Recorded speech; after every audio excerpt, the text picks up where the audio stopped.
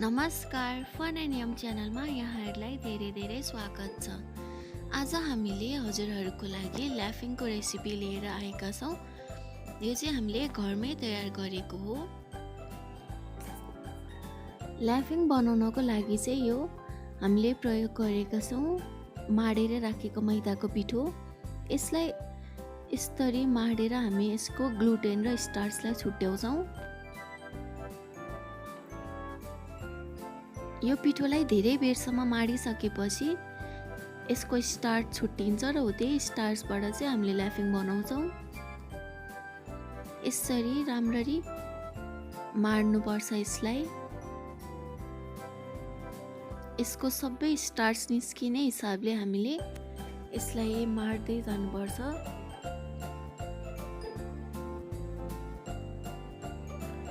ल हेर्नुहोस् त त्यो अघिनको मैदाको पिठो यस्तो भएको छ। यसको यो चाहिँ ग्लुटेन हो। यसको सबै स्टार्चहरू चाहिँ यो तलको पानीमा जम्मा भएको छ।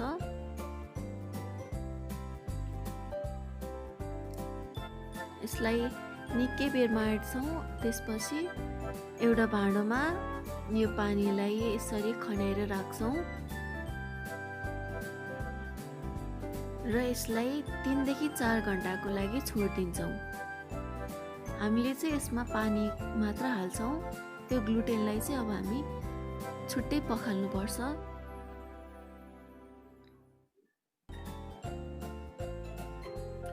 चार घण्टापछि चाहिँ यसको यो स्टार्च र पानी छुट्टिन्छ।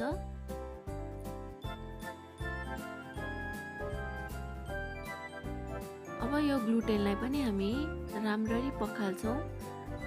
सफा पानी नआउन्जेलसम्म नै यसलाई एकदम मजाले पखाल्नुपर्छ।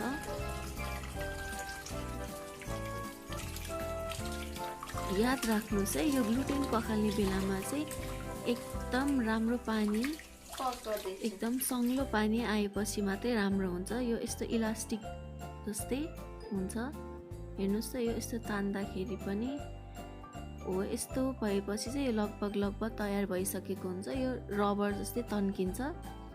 अब हामी यसलाई एउटा भाँडामा हाल्छौँ र थोरै इस्ट राखेर यसलाई चलाउँछौँ।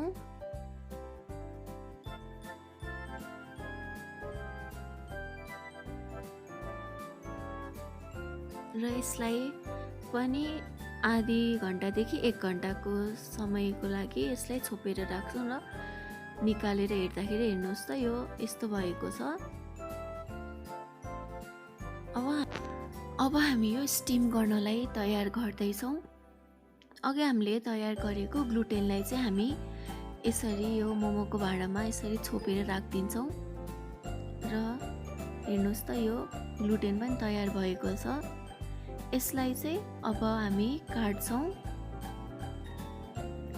हजुरहरूलाई पनि जस्तो आकार बनाउन मन लाग्छ त्यस्तै गरेर काट्नुभए हुन्छ। मसिनो मोटो जस्तो गरेर राख्नुभए पनि हुन्छ है। मैले अब यो एउटा भाँडामा छुट्टै राख्दैछु यसलाई। अब स्टार्च र पानी छुट्याउने तरिका, यो माथिको चाहिँ पानी हो र यो तल देखिएको चाहिँ स्टार्च हो। अब हामी यो बढी भएको पानीलाई फाल्छौँ। स्टार्च चाहिँ तल बाक्लो भएर बसेको हुन्छ।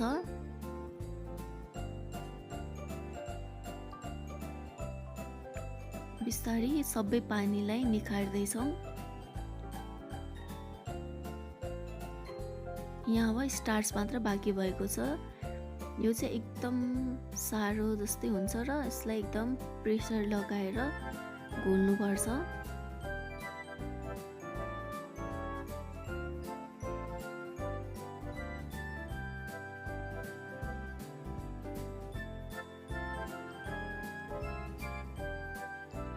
सबै घोलिएर अलिक पातलो भइसकेपछि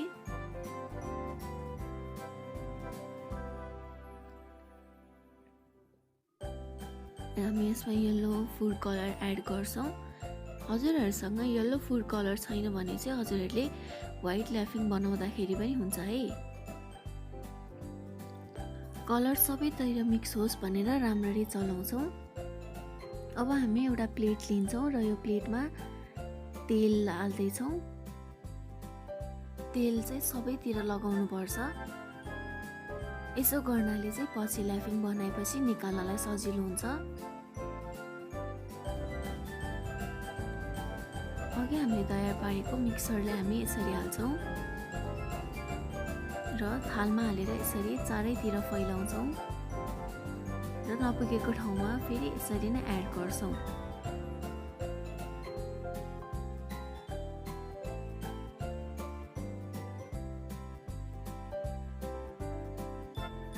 अब यो हामीले अघि नै रेडी बनाएर राखेको हो यो मोमोको भाँडोलाई। यो ल्याफिङलाई हामी यसमा स्टिम गर्छौँ। यसरी भाँडाको माथि राखिदिन्छौँ थाललाई र यसको बिर्को बन्द गरिदिन्छौँ। 4 देखि 5 मिनेटपछि यसलाई निकालेर हेर्छौँ।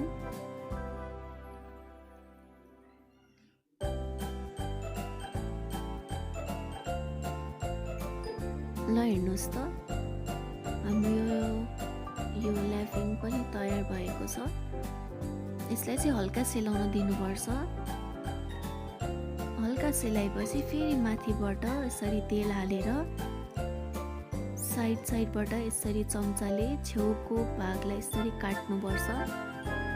यसो गर्नाले चाहिँ राम्ररी नै निस्किन्छ। यो टुक्रिँदैन पनि। बिस्तारै निकाल्नुपर्छ। ल हेर्नुहोस् त कस्तो राम्रो भएको छ यो। अब हामी चिल्ली सस बनाउनतिर लागौँ है त। चिल्ली सस बनाउनलाई चाहिने चिल्ली फ्लेक्स हामीले लिएका छौँ। सेतो तिल, यो चाहिँ टिमुरको धुलो हो। मसिनो गरी काटेको अदुवाको टुक्रा र तेल। एउटा प्यान तताएर हामी यसमा तेल हाल्छौँ। मैले चाहिँ यहाँ सनफ्लावर तेल युज गरेको छु। हजुरहरूसँग तिलको तेल छ भने त्यसको प्रयोग पनि गर्न सक्नुहुन्छ। मैले चाहिँ यो तिललाई यसरी तेलमा हालिदिन्छु ताकि यो तिलको पनि हल्का टेस्ट आओस् तेलमा। यो चाहिँ भुटेर राखेको सेतो तिल हो। यो तिल अलिक तातिसकेपछि हामी यसमा मसिनो गरी काटेर राखेको अदुवा पनि एड गर्दैछौँ। अब थोरै टिमुरको धुलो, टिमुरको दाना पनि प्रयोग गर्न सक्नुहुन्छ।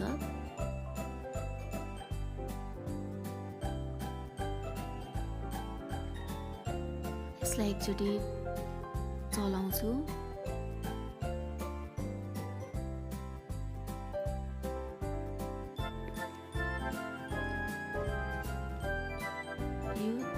चिली फ्लेक्समा चाहिँ हामीले यो तताएको तेललाई छानेर हाल्नुपर्छ।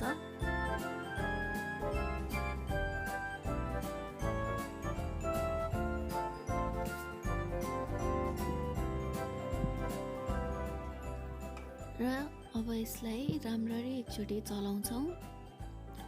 हजुरहरूले चाहिँ यसमा अझै धेरै चिली फ्लेक्सहरू एड गरेर अलिक बाक्लो जस्तो पेस्ट बनाउन सक्नुहुन्छ। अब झोल लाफिङ बनाउनतिर लागौँ है त।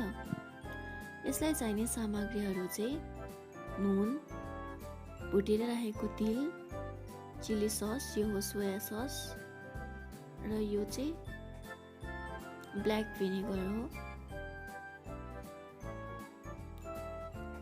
ब्ल्याक भिनेगर छैन भने चाहिँ हजुरहरूसँग घरमा चुक अमिलो भन्ने हुन्छ, त्यसको नै प्रयोग गर्न सक्नुहुन्छ। पानीमा हामीले त्यो ब्ल्याक भिनेगर एड गर्यौँ। थोरै अब यो डार्क सोया ससलाई पनि एड गर्छौँ।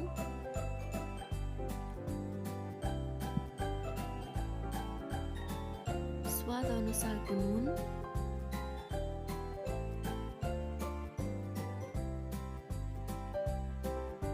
अघि तयार गरेर राखेको चिली सस,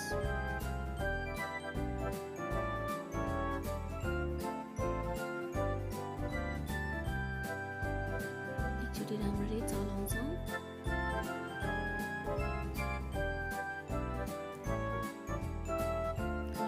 काटेर राखेको सेतो तिल। ल हेर्नुहोस् त हाम्रो यो लाफिङको लागि झोल पनि तयार भएको छ।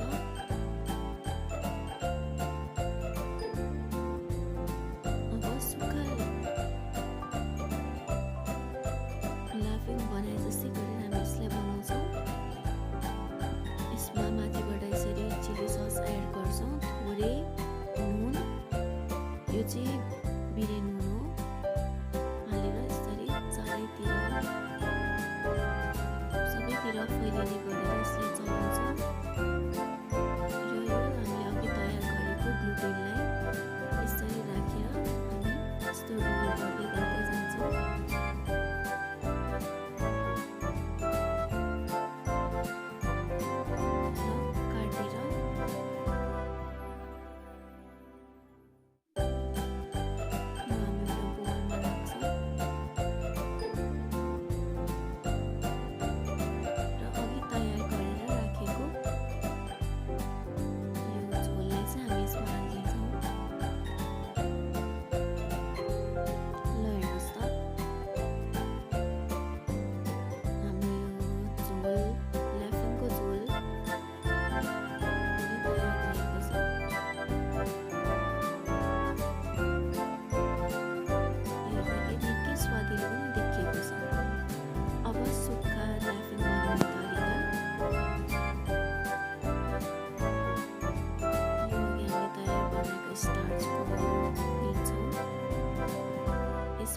फेरि पनि यो चिली सस एड गर्छौँ। चिली ससलाई यसरी चम्चाले गोलो गोलो घुमाएर सबैतिर पुर्याएर पुग्ने हिसाबले यो दल्छौँ। हजुरहरूलाई एकदम स्पाइसी मनपर्छ भने हजुरहरूले अझै धेरै चिली फ्लेक्स एड गर्न सक्नुहुन्छ। यसरी नुन, बिरे नुन हालेर फेरि यसरी चलाउँछौँ।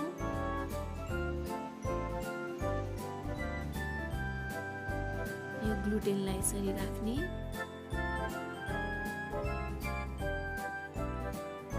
र यसमा अब चाउचाउ हाल्दैछु। हजुरहरूले चाहिँ बदाम चिप्स अथवा हजुरहरूको स्वाद अनुसार जे राम्रो लाग्छ त्यही हाल्नु भए पनि हुन्छ। यसरी रोल गर्ने अनि अघिनको जस्तै गरेर काट्ने।